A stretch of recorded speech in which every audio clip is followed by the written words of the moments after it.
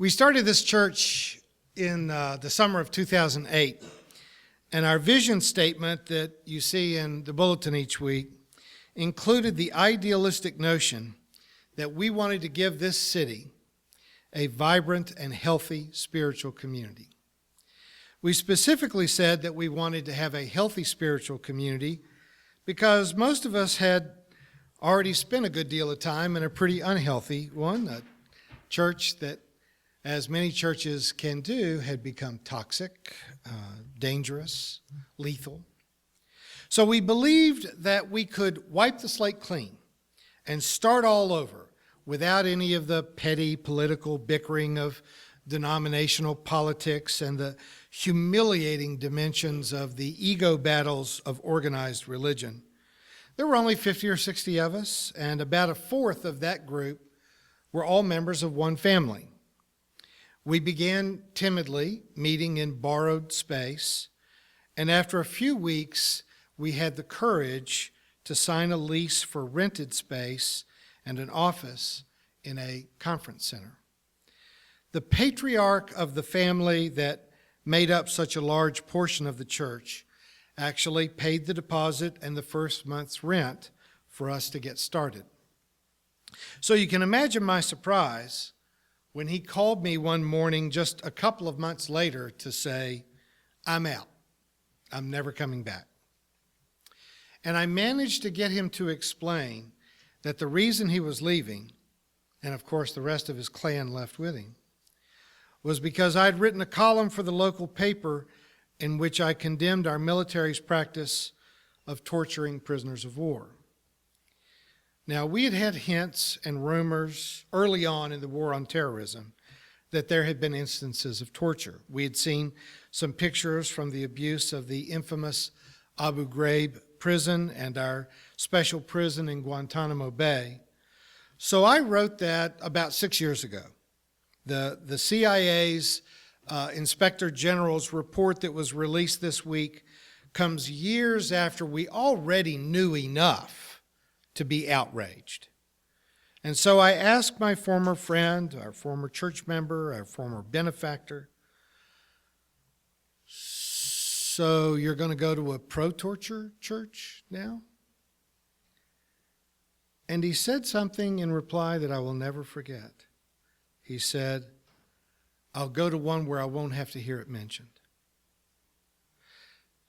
Which I suspect is just about all of them.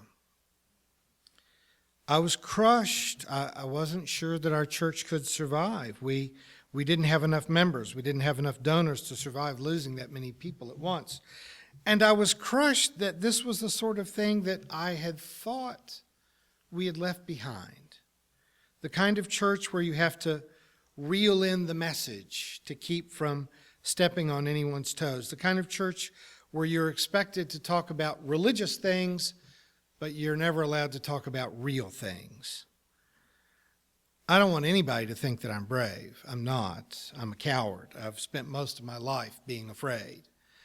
I've led demonstrations and rallies. I've married gay people to one another under the threat of being fired or sued or even murdered a few times.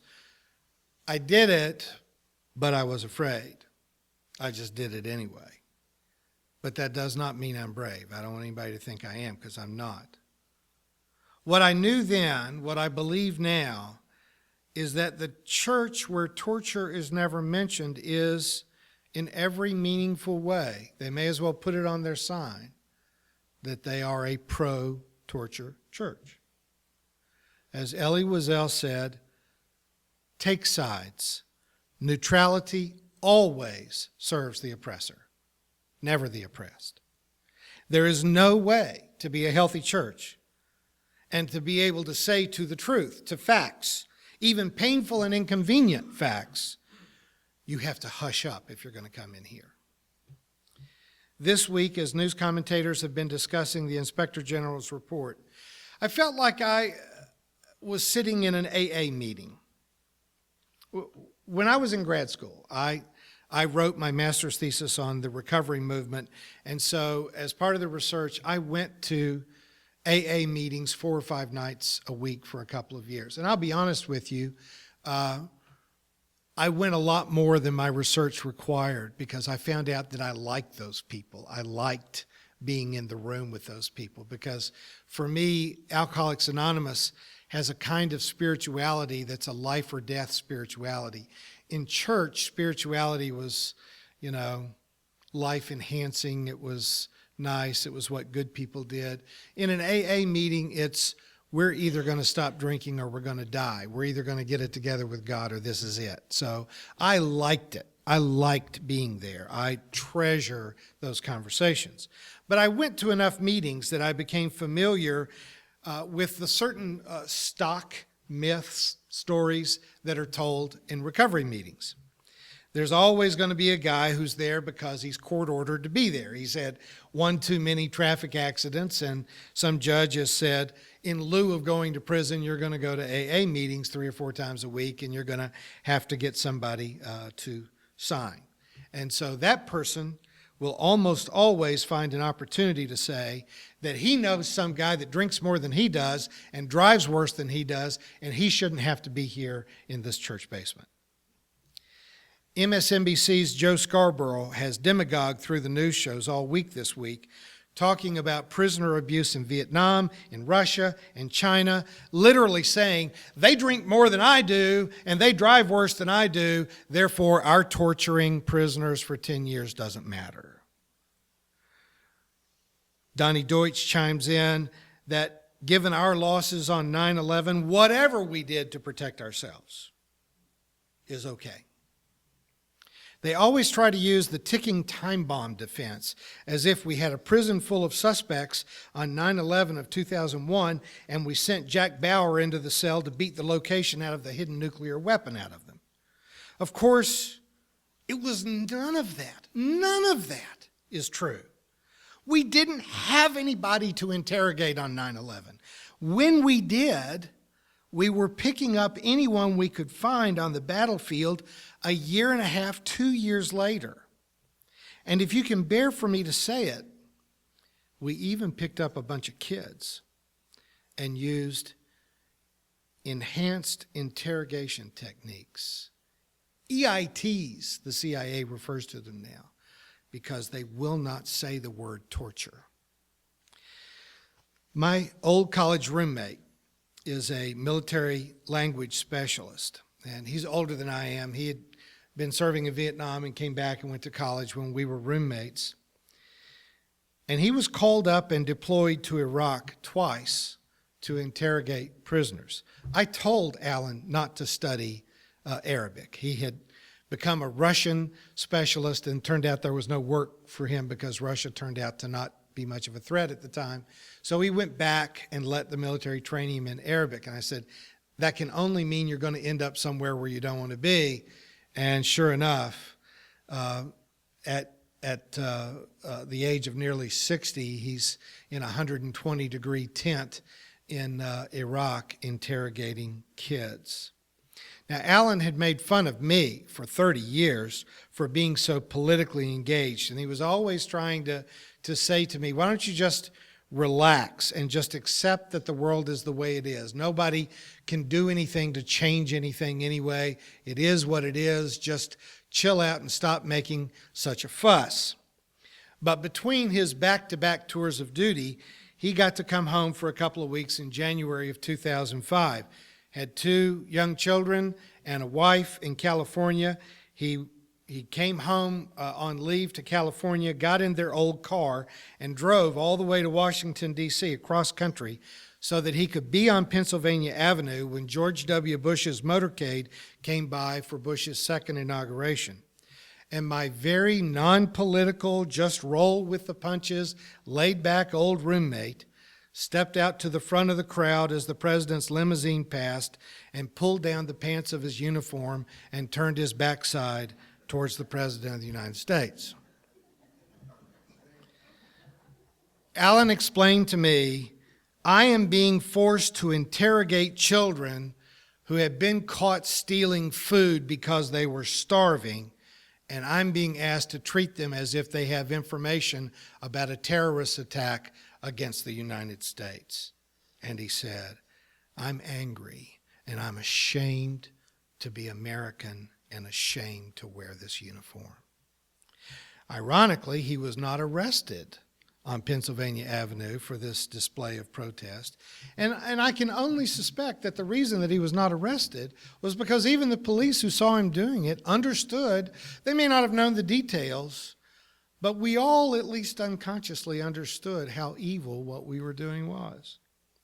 The Inspector General's report hasn't told us much that we didn't already know or suspect, other than that chaining a man naked to a wall in a cold room so that he freezes to death is called enhanced interrogation techniques. We still want to act as if it all happened in the moments after 9/11, while there was still smoke rising from the wreckage of the Twin Towers, when in fact it went on for nearly a decade. Even some of my friends have posted a dramatic image on Facebook of a man falling to his death from the burning Twin Towers that carries the caption, "This is why I don't care how much we torture terrorists." Because we don't want to think about it. We tell ourselves that we only tortured terrorists during the heat of battle. Yesterday's front page of the New York Times reports on interviews with 26 different people who were tortured, some over a period of years, whom the CIA later determined had no connections to terrorism, had no information to give up, and who had committed no crimes. And that's just 26 that Amnesty International was able to identify and go interview. We have no idea how many people who were completely innocent, who were captured and tortured for years. We tortured some prisoners during World War II and documented the fact that it just doesn't work. You don't get good information that way. People who are being tortured will tell you anything. There were some incidents even in Vietnam of torturing of prisoners, and immediately discovered it simply wasn't useful. And so while the current CIA director was saying we were floundering without direction, we didn't have the experience, that is also a lie. There's a manual on what is allowed and what is not allowed, and what we were doing was officially not allowed. It was illegal, it was inhumane, and it's a war crime. What I find to be especially ironic is how much chest thumping is involved among those who defend our use of torture, as if it's the strong and the brave who are willing to go in and do these horrible things. And really, it's quite clear that it's the cowards who do that. It's the people who wet themselves every time they're scared that are willing to go in and throw out our humanity, our values, our beliefs. So much for the land of the free and the home of the brave, if when we're scared, we justify inhumane events. As John Stewart has said, and I love this, that if you abandon your principles when times are hard, they were never really principles. They were just hobbies. But let's be honest, for the most part, religion is exactly that, a hobby. Church, in almost every case, is life-enhancing.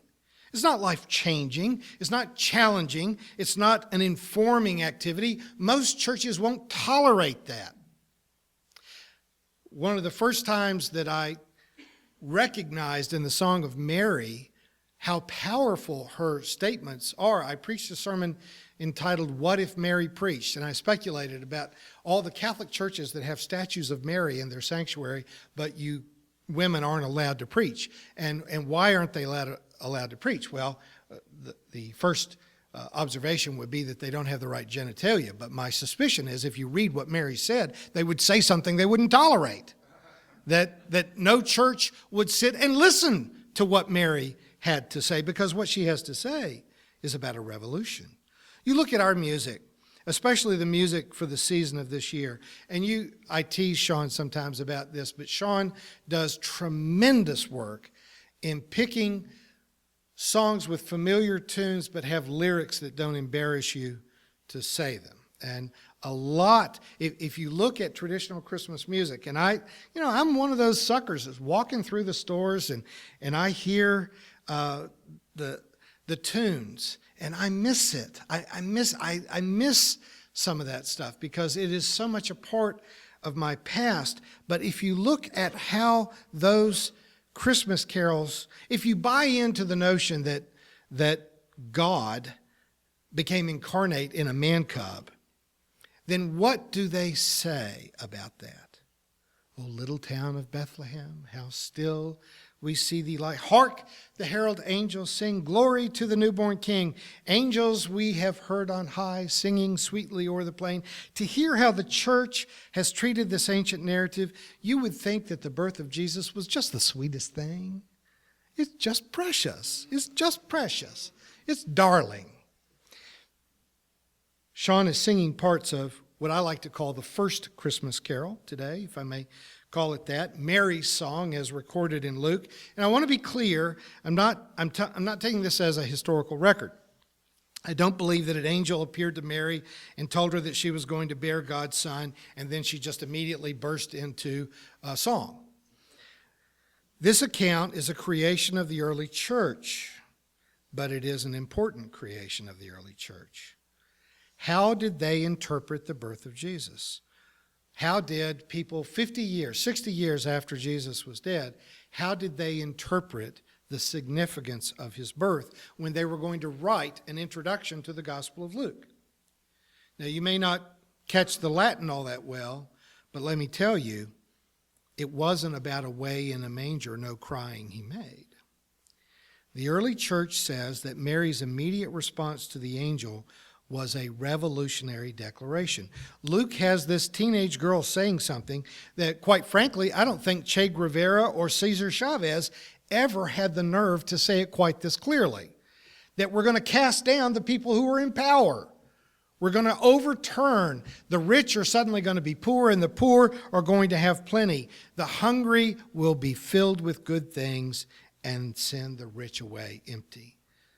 The powerful, the proud, will be dispelled and taken out of their seats of power. Now, a preacher could get fired for talking about revolution, about kicking the powerful off of their thrones and returning power to the people. Why, people would leave the church if you started talking about a radical redistribution of wealth so that the hungry would be filled and the rich would be sent empty away. But this is not disguised. This is not a secret code. This is in the Bible. It's in chapter 1, for goodness sake. This is the introduction. You either understand Jesus as the forerunner of revolution, or you don't understand the rest of the story.